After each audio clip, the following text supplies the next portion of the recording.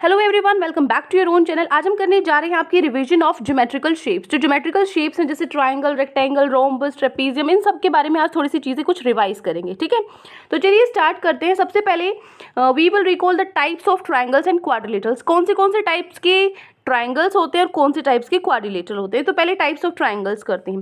Triangles को हम दो बेसिस पे डिवाइड कर सकते हैं। एक तो साइड्स के बेसिस पे भी तीन तरह के ट्रायंगल्स होते हैं और एंगल के बेसिस भी तीन तरह के ट्रायंगल होते हैं।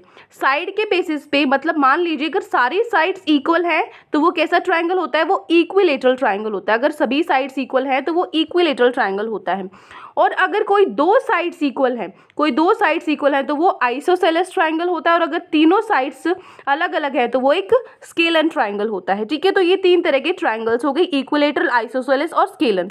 उसके बाद एंगल के बेसिस पे अगर हमारे जो ट्रायंगल है उसके अंदर सभी एंगल्स 90 डिग्री से कम है तो वो होता है एक्यूट एंगल ट्रायंगल। अगर सभी एंगल्स 90 डिग्री से कम है तो एक्यूट एंगल ट्रायंगल।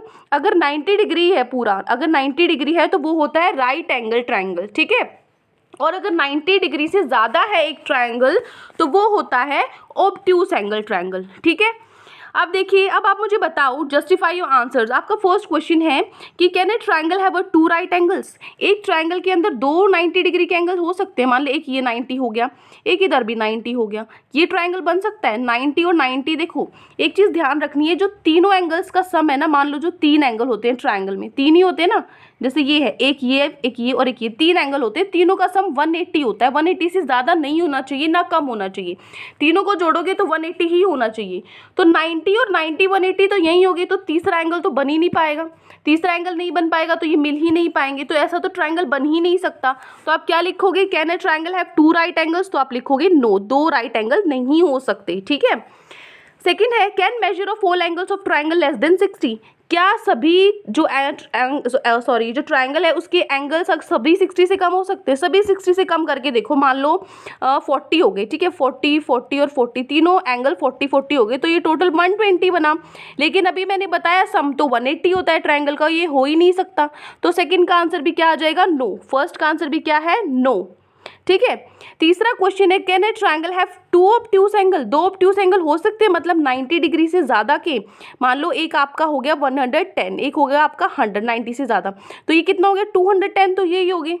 लेकिन सम कितना होना चाहिए, 180 होना चाहिए, तो इसका मतलब ये भी नो आएगा। ठीक है, फर्स्ट भी नो है, सेकंड भी नो है और थर्ड भी नो है, तीनों नो आ जाएंगे। ठीक है, फोर्थ क्वेश्चन है, draw a triangle and show median also. एक ट्रायंगल बनाना है और मीडियन भी शो करना है। ठीक है, तो चलो हम बना लेते हैं क्वेश्चन नंबर थर्ड का। एक ट्रायंगल ऐसे बनाओ आप, एक मीडियम ये हो गया 1 2 और 3। एक ट्रायंगल के अंदर तीन, देखो ये मिलने चाहिए बीच में, दोबारा से बनाते हैं, 1 2 और ये 3। ठीक है, ये क्या होगी, ये क्या हो गया, मीडियन हो गई। ए बी सी डी, इनको नाम दीजिए ई और एफ। ठीक है, ये क्या हो गए, 1 2 3, ये क्या है, मीडियंस, और मीडियन ही बनाने थे। तो हमारा फोर्थ क्वेश्चन भी ये हो गया, ये हमारा फोर्थ का आंसर है। ठीक है ना, मीडियन हमने बना दिए। अब हटा दो इसको, ये बनाना है सिर्फ आपको फोर्थ में। ठीक है, चलिए अगला देखिए, how many medians do have a triangle. मतलब ट्रायंगल के अंदर कितने मीडियंस होते हैं, अभी मैंने बताया ना कितने होते हैं, 3 होते हैं, तो आंसर क्या हो जाएगा, 3। ठीक है, तो फर्स्ट का आंसर नो, सेकेंड का आंसर भी नो, थर्ड का आंसर भी नो, फोर्थ में क्या करना है, ट्रायंगल बनाना है इस तरीके से। ठीक है, और फिफ्थ में क्या करना है, आपका आंसर है 3।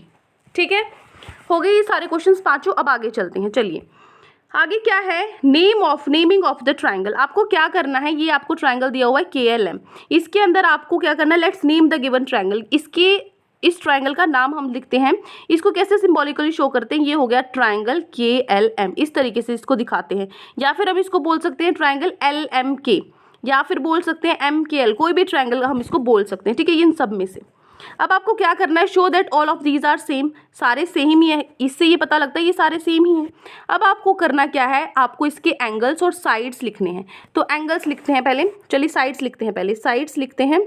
साइड्स बताओ कौन सी हैं, साइड्स तो हो गई KL, ठीक है, LM और MK। ठीक है, KL LM और MK, ये तो हो गई साइड्स। फिर एंगल्स भी बताने हैं, तो एंगल्स भी लिख लेते हैं यहाँ पे। एक तो एंगल हो गया KLM, है ना, ये वाला, कोमा, एक एंगल हो गया LMK, ये वाला, और फिर हो गया एंगल MKL मतलब ये वाला। ये हो गए हमारे क्या, साइड्स और एंगल्स। तो हमने लिख दिए, नेम्स लिखने थे, right the name of angles and sides of triangle, हमने लिख दिए। ठीक है, चलिए अब आगे चलते हैं। नेक्स्ट क्या है, आपको क्या करना है, right the name of the given quadrilateral. In quadrilaterals के नेम लिखने हैं। जैसे ये ट्राइंगल है, इस क्वाड्रिलेटरल का नेम लिखो पहले। क्या है इस क्वाड्रिलेटरल का नेम, ABCD। ABCD है इसका नेम, तो मैंने लिखा ABCD।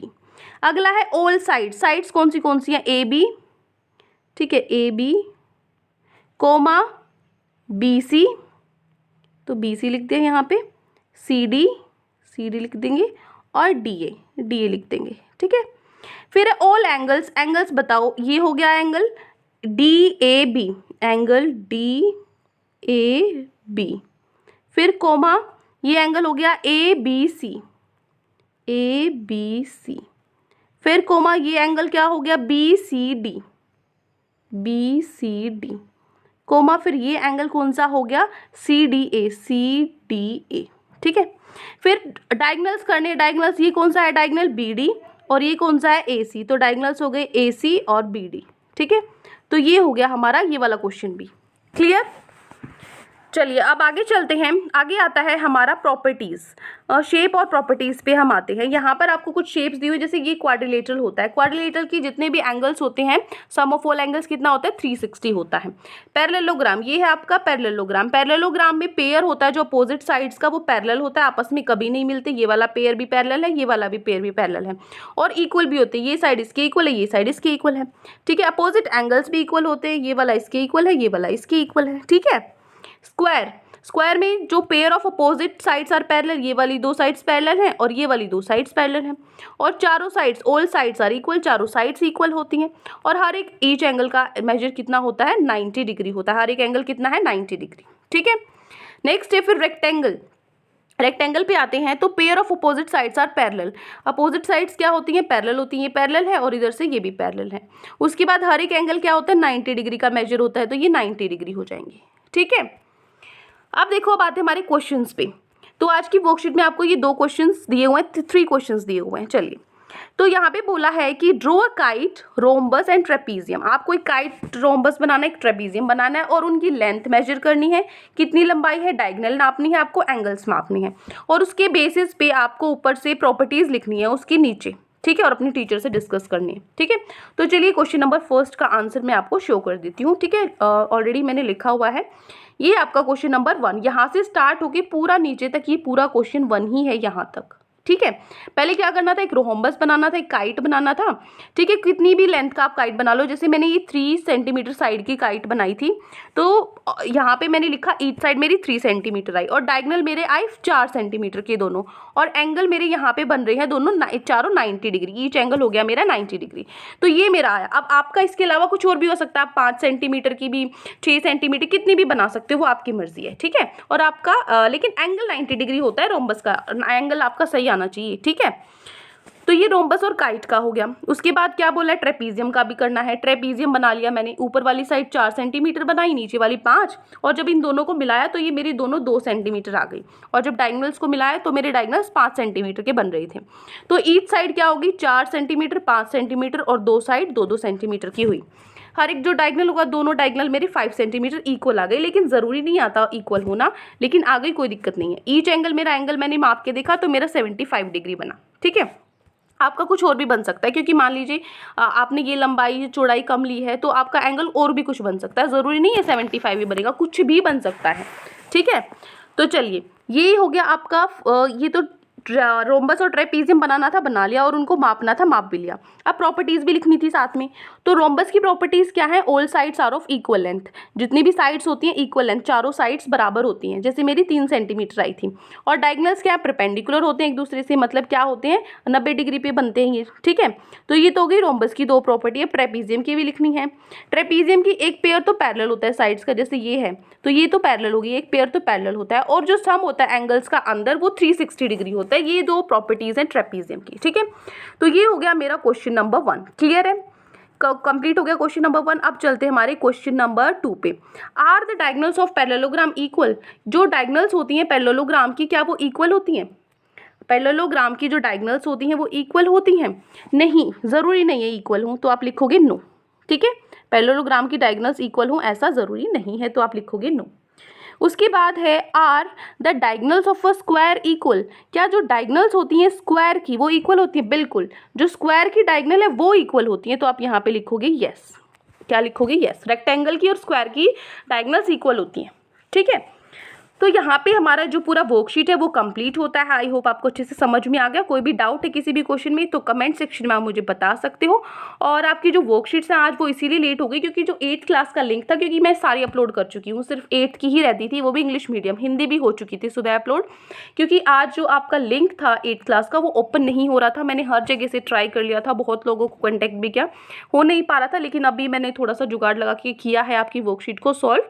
सॉरी कि लेट हो गई, लेकिन आपकी कल से आपकी रेगुलर आपकी 7 बजे तक वर्कशीट्स अपलोड हो जाएंगी, बल्कि पहले दिन शाम को ही हो जाएंगी। कोई दिक्कत वाली बात नहीं है, आज सभी की वर्कशीट अपलोड हुई हैं। ठीक है, तो चलिए, अगर आपको लेक्चर अच्छा लगे तो आप चैनल को सब्सक्राइब कर सकती हो, वीडियो को लाइक कर सकती हो। आज के लिए इतना ही, मिलते हैं नेक्स्ट वीडियो में। Till then take care, bye bye.